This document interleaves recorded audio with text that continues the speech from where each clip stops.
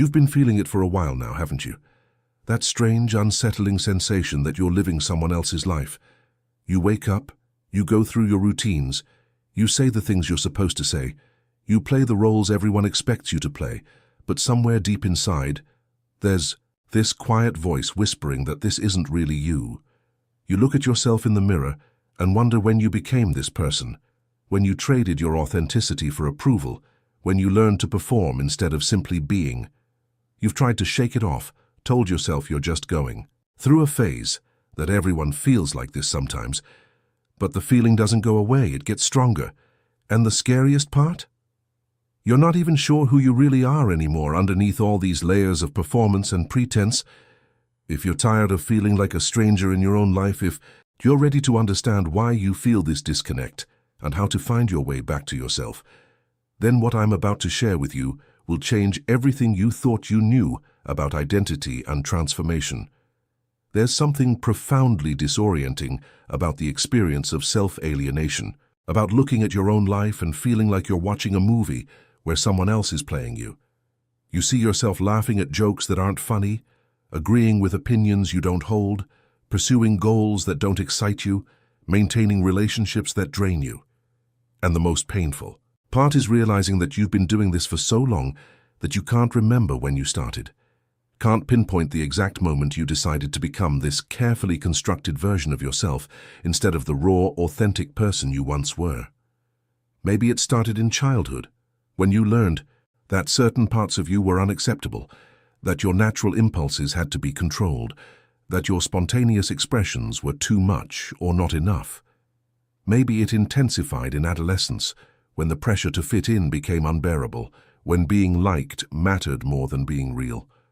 Or maybe it crystallized in adulthood, when you realized that success and acceptance required you to wear masks, to play games, to constantly monitor and adjust yourself according to invisible rules you never agreed to follow. Most people who experience this disconnection try to solve it by adding more layers, more strategies, more self-improvement techniques. They read books about finding their purpose.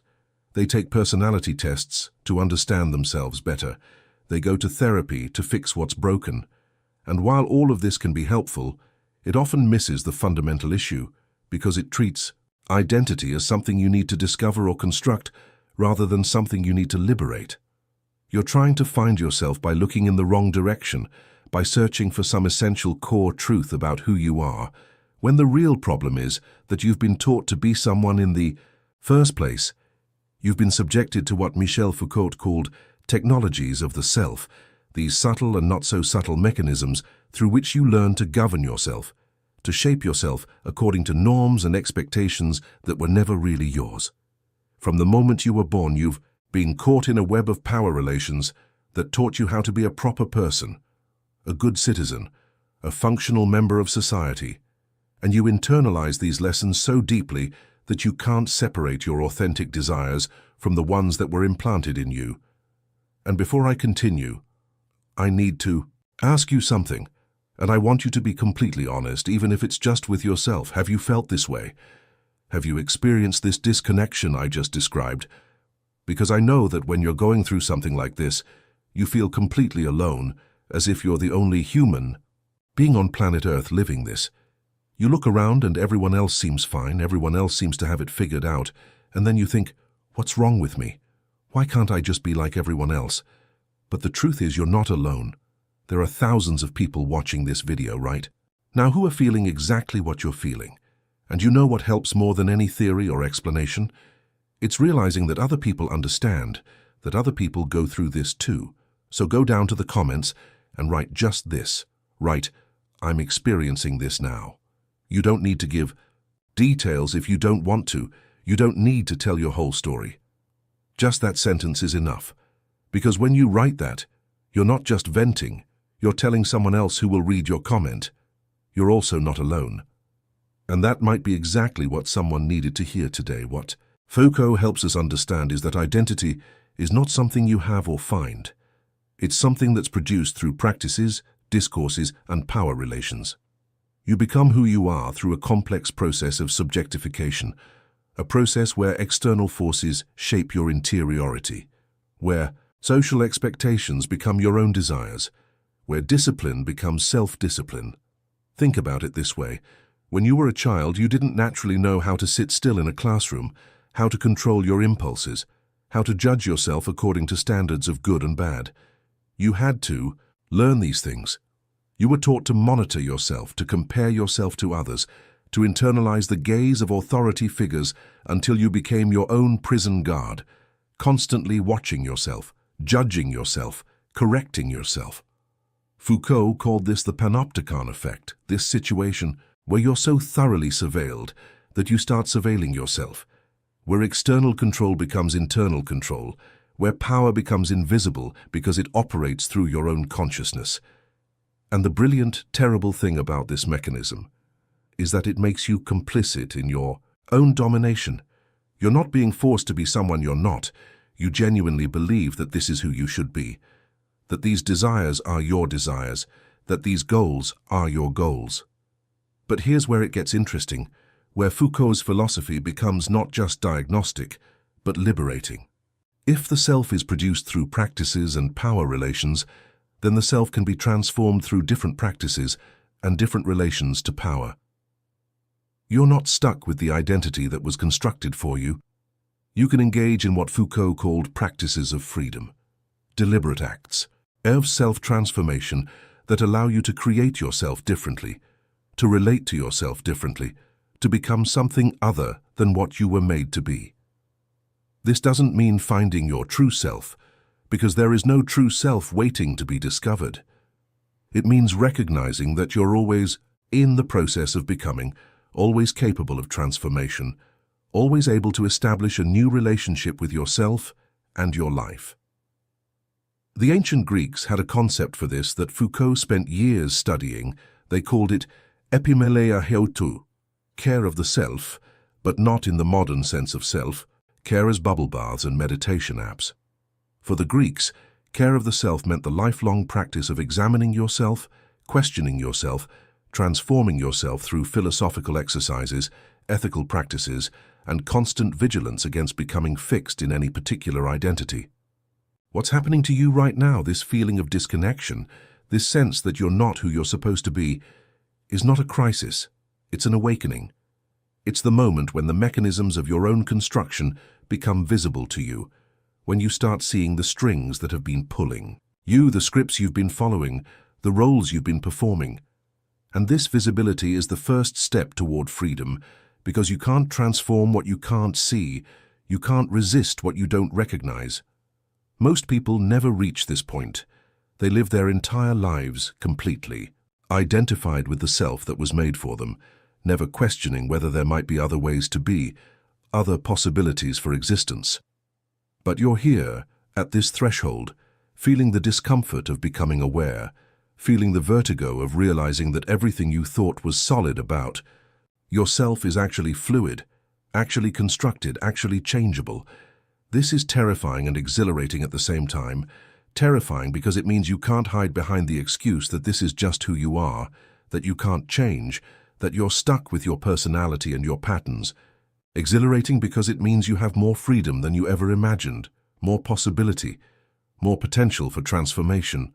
The path forward is not about returning to some original, authentic self that existed before socialization corrupted you. That self never existed. You've always been produced through relations with others, through language, through culture, through power. The path forward is about consciously participating in your own creation, about choosing which practices you want to engage in, which relations you want to maintain, which version of yourself you want to cultivate. Foucault called this an aesthetics of existence, the idea that you can make your life into a work of art, not by following rules or achieving goals, but by constantly experimenting with ways of being, constantly questioning what seems natural or necessary about yourself, constantly opening yourself to new possibilities. This requires courage, because it means living with uncertainty, living without the comfort of fixed identity, living in a state of perpetual becoming. It requires honesty, because you have to look clearly at the ways you've been shaped by power, the ways you've internalized oppression, the ways you've made yourself smaller or safer or more acceptable. And it requires patience, Because transformation doesn't happen overnight. It happens through small, daily practices of self-examination and self-creation. Let me tell you about someone I encountered in my work, a woman in her 40s who came to philosophy after a breakdown that forced her to question everything. She had spent her entire adult life being the perfect daughter, the perfect wife, the perfect mother, the perfect professional. She did everything right, followed all the rules, met all the expectations, and then one day she woke up and couldn't get out of bed, not because she was physically ill, but because the weight of maintaining all these performances had become unbearable. In therapy, she was told she had depression, and maybe she did, but what she really had was an identity that was killing her. She started reading Foucault, started questioning the mechanisms through which she had been shaped, started seeing how every aspect of her life was a response to external demands rather than internal desires. And slowly, painfully, she began the process of dismantling her old self and creating something new.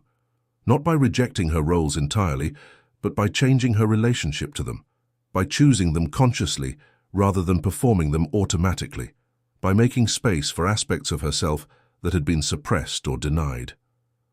The transformation took years, and it wasn't linear or neat. There were setbacks, moments of doubt, times when the old patterns reasserted themselves. But gradually, she became someone she recognized, someone who felt real, someone who was living rather than performing. If you're looking for a clear, step-by-step process to return to your true identity, I need to be honest with you, that's not what this is about. Because the return isn't about going back to something that once was.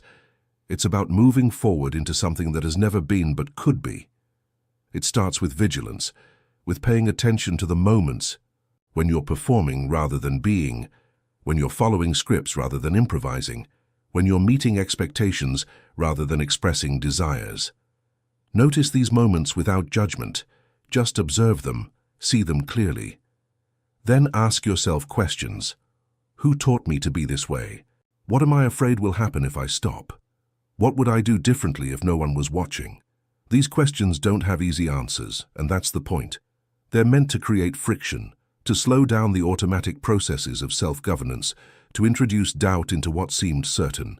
Next, experiment with small acts of deviation.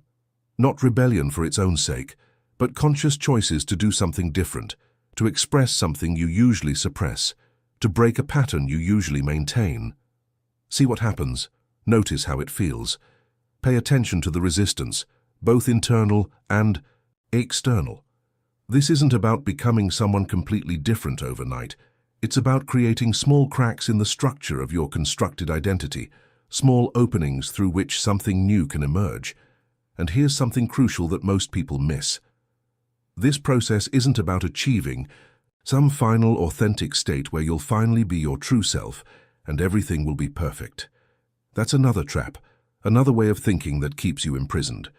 The point is not to replace a false self with a true self, but to understand that you're always in process, always becoming, always capable of transformation. Freedom isn't a destination, it's a practice. It's the ongoing work of questioning yourself, examining yourself, creating yourself anew. Some days you'll feel more free than others. Some days you'll slip back into old patterns, old performances, old ways of being. That's not failure, that's part of the process. The difference is that now you're aware of it. Now you can choose. Now you have a relationship to your own construction rather than being unconsciously dominated by it. This awareness changes everything, even when your behavior doesn't immediately change. Because once you see the mechanisms, once you understand how you've been shaped, you can never fully return to the innocence of unconscious performance. You're awake now, and waking up is irreversible. You know, creating content like this is an act of vulnerability. Because I know I'm speaking to people who really feel, who really think, who don't accept ready-made answers. And if you're here watching until now, it's because you're one of those people. You're someone who isn't afraid to look inward, even when it hurts. Someone who prefers an uncomfortable truth to a comforting lie. And I want to invite you to be part of this community of seekers, Subscribe to the channel because here we're going to continue exploring these deep questions about who we are and who we can become. It's not about accumulating knowledge, it's about transforming our way of existing, and if this video moved you in some way, leave a like. This isn't just a number, it's a sign that this message reached where it needed to reach. What's happening to you is not a crisis of identity, but a crisis in identity. A moment when the construction reveals itself as construction, when the performance becomes visible as performance, when the prison of selfhood shows its bars. And in that moment of recognition, you have a choice. You can panic, try to repair the cracks, reinforce the walls, return to the comfortable certainty of who you thought you were, or you can lean into the uncertainty, embrace the discomfort, allow the old structure to crumble so something new can emerge. Most people choose the first option because it's safer, more familiar, more socially acceptable. But you're not most people, are you? You're someone who's willing to sit with the vertigo of not knowing who you are. Someone who's ready to accept that identity is not something you have but something you do, something you practice, something you create moment by moment through your choices and your actions. This isn't easy work. It requires courage to face yourself honestly, to acknowledge the ways you've been complicit in your own domination, to take responsibility for your own transformation. But it's also the most important work you can do, because everything else in your life depends on it. The return of your true identity begins now, not because you're going back to who you really are, but because you're finally seeing that who you really are has always been a question, never an answer. And no one will understand this except those who have also felt the ground shift beneath their feet, who have also experienced the terror and liberation of realizing that the self is not fixed but fluid, not given but created, not discovered but invented. You're entering a new phase of existence, one where certainty is replaced by possibility, where security is replaced by freedom, where the comfort of knowing yourself is replaced by the adventure of becoming yourself. Welcome to your life, the one you're about to consciously create for the first time. This is where the real work begins, and this is where everything changes.